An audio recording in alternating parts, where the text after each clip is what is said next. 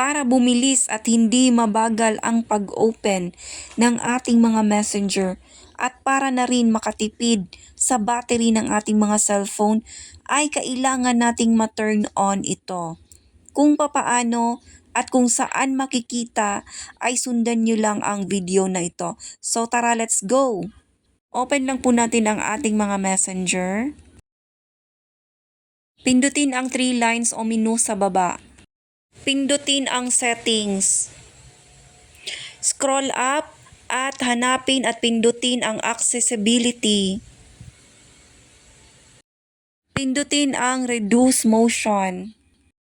Dapat ay naka-turn on ito para maiwasan o ma-reduce or mabawasan ang transition effect sa tuwing mag-o-open tayo ng messenger na siyang nagiging dahilan kung bakit nagiging matagal ang pag-open o pag-reload ng ating messenger.